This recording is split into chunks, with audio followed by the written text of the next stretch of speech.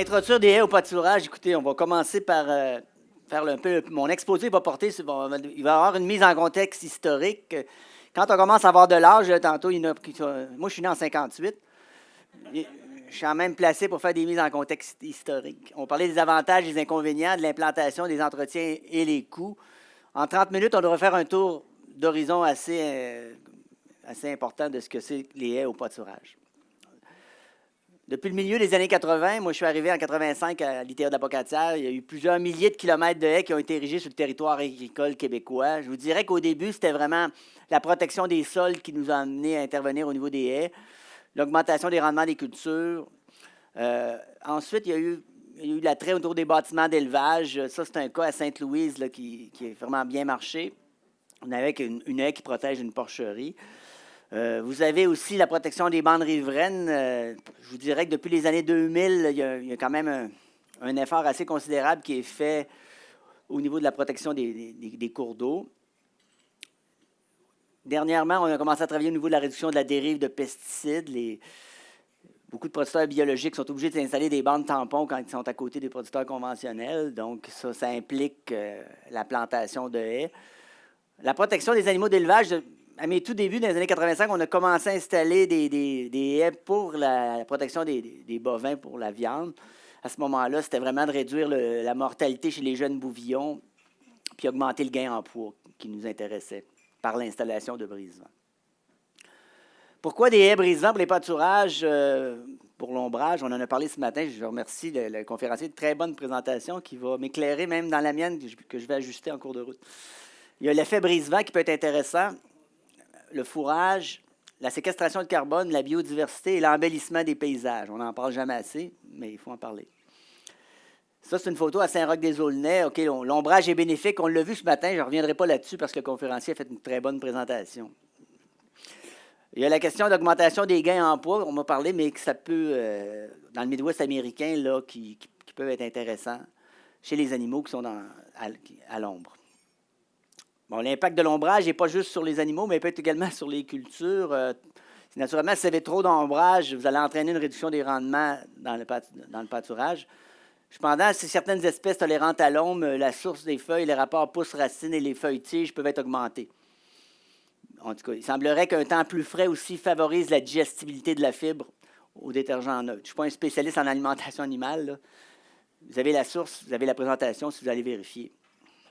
Au niveau des rendements, ça, j'en ai fait beaucoup au Québec, l'impact des rendements des brise-vents sur les rendements des cultures. Ce qu'on remarque au niveau du foin ou de ce qui peut s'apparenter à des cultures qu'on retrouve dans les pâturages, c'est qu'il y a un impact sur les rendements des cultures qui est principalement lié, je vous dirais, à l'aspect de l'accumulation de la neige. Si vous regardez ici, au lac Saint-Jean, on a fait une étude avec Benoît Poiraudot.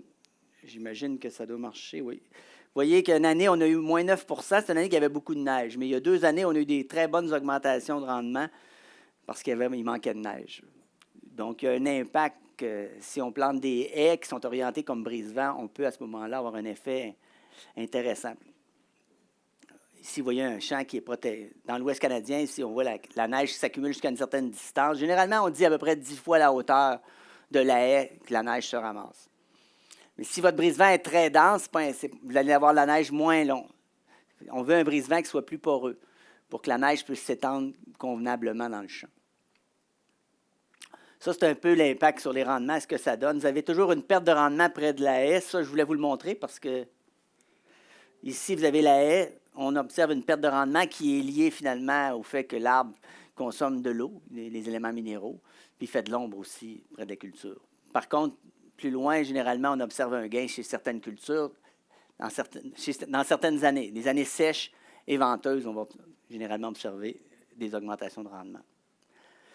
Ici, on peut aussi insérer des arbustes entre les arbres, une pratique qui est utilisée en Europe pour compléter les besoins en fourrage durant les périodes plus sèches. Vous voyez, l'animal, il mange des arbustes, il s'occupe de la taille à la base des arbres. Puis ça, écoutez, c'est une chose que nous autres, dans le Bas-Saint-Laurent, on a eu des problèmes avec la quantité de foin de la deuxième, troisième coupe. Souvent, ça a été faible, ça a été très sec les dernières années. Est-ce qu'on pourrait envisager les arbustes comme un complément? C'est actuellement étudié beaucoup en Europe, ça. La quantité de CO2 séquestrée par arbre en haie brise-vent, ça, c'est une chose qui vous apparaît peut-être un peu bizarre que j'en parle ici dans le cours, mais c'est parce qu'on vient de terminer une recherche l'année dernière avec le CERFO, puis on s'est aperçu que des arbres en haie, sur 40 ans, pouvaient séquestrer des feuillus comme l'érable, le frêne, 1,7 tonnes de CO2 par arbre, des conifères 1,5, peupliers hybrides sur 20 ans 1,2, puis sur 40 ans, on avait jusqu'à 2,6 tonnes. Ça veut dire quoi, ça? Il y a beaucoup de gens qui commencent à nous appeler. On a des agences de voyage qui sont prêtes à nous donner jusqu'à 20 la tonne. Fait qu'à un moment donné, tu vas en couper des arbres. On va dire, on va planter des arbres, puis on va être payé à la plantation. C'est que si vous avez 300 arbres au kilomètre, puis on vous donne 20 piastres de la tonne, ça fait 6 000 piastres. Quand même, j'ai jamais eu ça, moi, pour planter des arbres, là. Mais en milieu agricole, il faut faire attention. On est dans un milieu ouvert aussi, donc il y a beaucoup de lumière qui rentre, beaucoup de carbone, parce que le carbone est fonction de la quantité de biomasse que l'arbre produit. La biodiversité et la beauté des paysages, ça, c'est très, très relatif au niveau pas de la biodiversité, parce qu'on sait qu'avec les arbres et les arbustes qu'on plante, on va augmenter la biodiversité. C'est assez bien documenté. Mais il y a également la beauté des paysages. Puis beaucoup des gens, on a fait un sondage auprès de 32 producteurs laitiers dans la région de la Pocatière, parce qu'après 15 ans, on voulait voir s'ils étaient encore satisfaits de leur brise-vent. Puis une chose qui ressort souvent, c'est que les gens n'avaient pas nécessairement planté ça pour ça, mais ils sont contents de l'avoir parce que c'est beau. Puis sur les 32 producteurs qu'on a interrogés, 80, il y a seulement 3 qui ne seraient pas prêts à en remettre d'autres. Puis pourquoi ils n'en remettraient pas d'autres? Puis souvent parce que l'entretien n'avait pas été fait comme il faut. Parce que quand même, ça exige du temps. Ça, c'est une haie de frêne et de chêne à Saint-Aubert. L'avantage d'être un peu âgé, je ne dis pas d'être vieux, là, mais c'est que ça permet de voir des choses qu'on a plantées. Ça a été planté en 1987. On l'a planté avec le producteur. Puis vous voyez, les chênes et les frênes sont quand même assez beaux. Puis il a fallu en couper quelques-uns.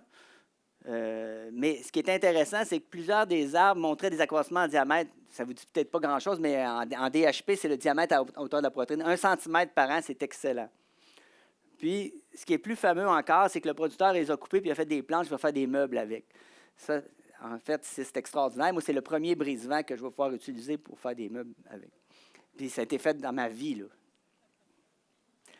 Non, mais je suis un peu fier de ça, même si ça ne sera pas la raison principale, j'ai dû leur en parler pareil aujourd'hui.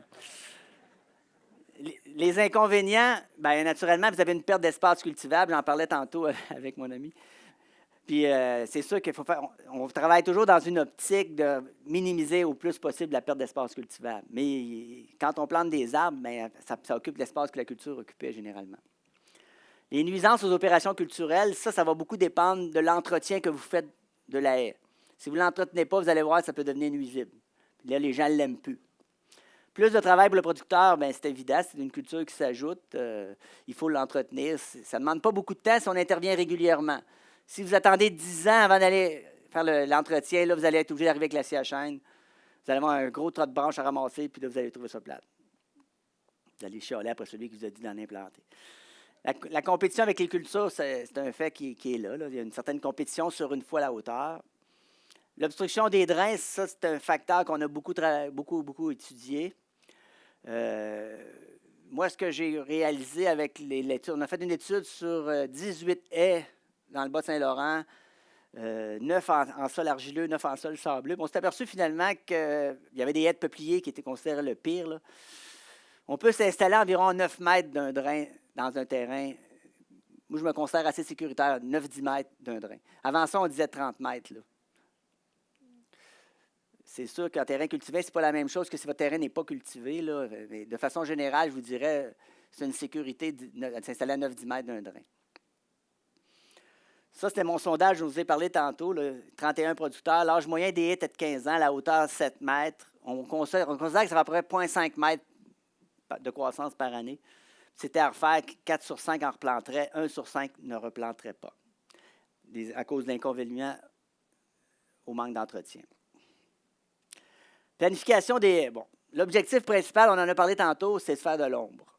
Puis ça, sans trop nuire au rendement dans les pâturages.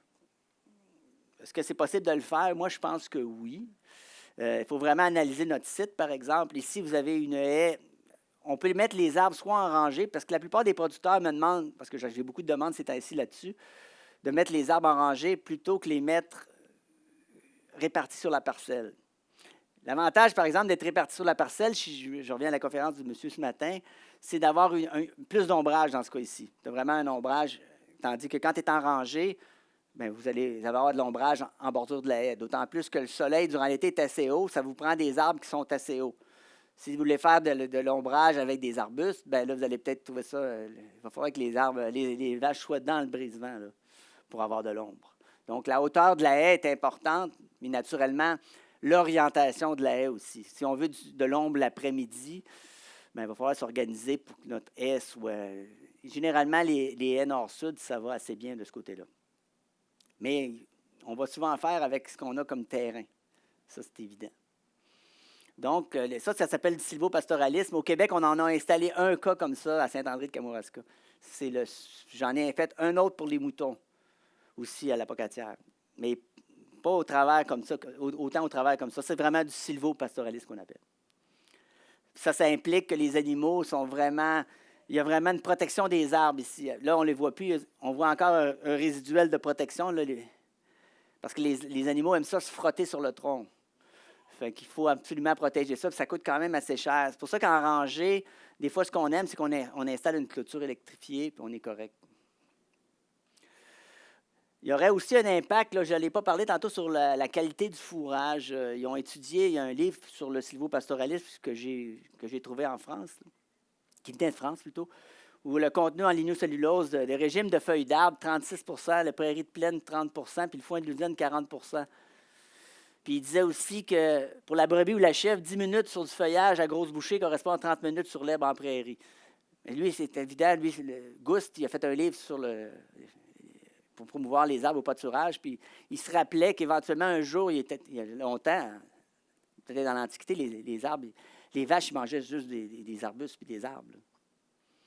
Si on regarde la qualité, la comparaison de foin de prairie et de pâturage, toujours dans le même livre là, de Gust, là, ce qu'on remarque, c'est qu'en fait, là, je ne vois pas très bien, mais je vais être obligé de m'avancer. Vous avez, pour une prairie naturelle, c'est le numéro 1. Numéro 2, c'est prairie naturelle irriguée, première coupe. Numéro 3, prairie naturelle non irriguée. Puis 4, c'est des feuillages de frêne. Le frêne est considéré comme un très bon arbre pour le pâturage. Fait que vous voyez que c'est des résultats qui se comparent avantageusement là, le feuillage de frêne aux autres qu'on a là. Je ne vous dis pas qu'on va faire ça pour l'alimentation, mais ce que je vous dis, c'est qu'actuellement, c'est étudié en Europe, l'aspect alimentation au niveau des arbres et des arbustes. Ils font même des têtards. Je ne sais pas si vous avez déjà vu ça. Ceux qui se sont promenés en France, ils prennent un arbre, ils le laissent pousser jusqu'à une certaine hauteur, puis là, ils le taillent régulièrement. Puis ça fait comme un têtard. Puis il y a plein de branches qui poussent comme ça, puis les animaux ils viennent manger à même cet arbre qui est complètement poussé. Moi, je l'ai même essayé chez nous, mais par inadvertance, j'avais un pommier qui était brisé. Puis ça fait 2-3 fois que je le coupe. J'ai fini par le tuer. Pas en tout. Il y a un bon système racinaire. Les branches, ils retirent tout le temps. Puis il y a quand même, supposément, d'après ce qu'ils disent, il y a un très, très, très bon rendement. Puis ils appellent ça des trognes, si jamais vous entendez l'expression. C'est des arbres qu'on coupe exprès pour alimenter le bétail à une certaine hauteur. Le choix et l'arrangement des végétaux, bien, en fait, c'est relativement simple. Il faut que ce soit adapté au sol et au climat, c'est bien évident. Une bonne façon de faire, c'est de regarder ce qui pousse en entour de chez vous, puis dire si ça pousse bien, il y a des bonnes chances que ça pousse chez nous. Puis le sol, des fois, c'est bien important, des fois, dans un même champ, des fois, on va avoir une partie qui va être argileuse, puis une partie qui va être sableuse. Mais on ne pourra pas nécessairement aller avec les mêmes espèces, parce qu'il y a des espèces qui s'acclimatent mieux à l'argile que dans le sable. Ça prend une diversité. Le MAPAC, qui subventionne 70 des coûts, là, il exige d'avoir 3 genres botaniques différents dans l'établissement de votre haie.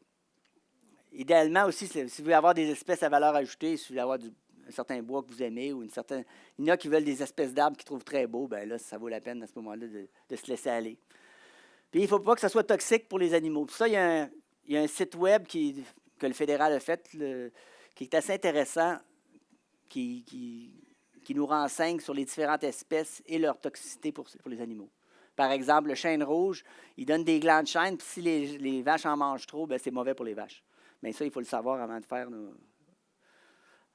arrangements. Vous avez aussi des indicateurs de toxicité ici. Je vous dis, en France, ils sont assez avancés là-dessus. Vous avez différentes espèces d'arbres et d'arbustes.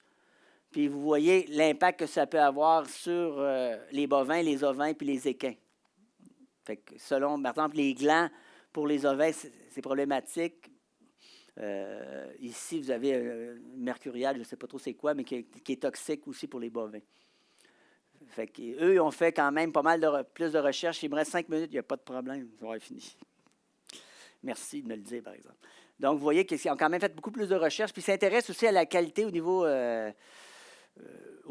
j'ai vu à Bruxelles, il y avait une chercheuse qui faisait des travaux intéressants sur l'impact qu'il peut avoir sur la santé même des animaux, certains types d'arbustes.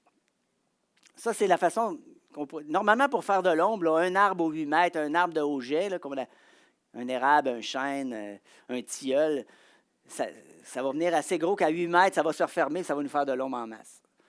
Moi, qu'on peut insérer ici, c'est un arbuste plus petit, un bouleau blanc, un cerisier de Pennsylvanie, puis des petits arbustes buissonnants. Par contre, avec ce qu'on a dit ce matin, il ne faut pas que vous coupiez trop le vent parce que les animaux, ça va contribuer à leur inconfort. Si vous ne voulez pas avoir du vent, bien, vous êtes tenu à ce moment-là d'oublier les 2 petits arbustes en bas pour laisser passer le vent. Les espèces d'arbres intéressantes, je ne veux pas trop rentrer là-dedans parce que c'est très complexe, ça me prendrait plus qu'une heure, mais c'était un exemple ici de l'érable à sucre, l'érable rouge, l'érable argenté, chêne à gros fruits, tilleul américain, carrier, peuplier deltoïde. Fèvier d'Amérique est considéré comme le meilleur arbre fourragé selon ma référence française. Des espèces de petits arbres, vous avez ça ici. Les espèces d'arbustes, il y a quand même un choix qui est quand même phénoménal. Ça prend consulter un expert pour ça. Choix d'emplacement, il faut réduire les pertes d'espace cultivable le plus possible. On va planter ça le long des fossés, le long du chemin de ferme. Attention au drain, j'ai parlé de combien de mètres tantôt? Oui, vous écoutez, c'est pas pire, c'est bon. L'implantation, c'est très bien connu au Québec, comment faire ça. Préparation de sol, plantation, entretien. Si je vais assez vite, là, vous savez tout comment faire un labour, il n'y a pas de problème avec ça. L'amendement organique, c'est assez rare que j'en fais, mais ça m'arrive dans certains types de sols de rajouter du compost à raison de 20 tonnes par hectare. Après ça, c'est le travail du sol. On installe un paillis plastique. Quand j'ai commencé à faire ça, du paillis plastique avec Claude Anctil en 84, on se considérait qu'on était très biologiques, nous autres. Maintenant, les jeunes, ils disent, mais que nous mettez du plastique, c'est quoi cette affaire-là? Mais je n'ai pas encore trouvé rien qui est aussi bon que ça, qui laisse moins d'empreintes aussi. Parce que des fois, on va installer du bois raméal, mais du bois raméal, ça en prend en sacrifice pour pouvoir faire le même effet. Ça, c'est la plantation. Comme je dis souvent, quand on plante des arbres, il y a plein de monde. Quand on l'entretient, on est tout seul.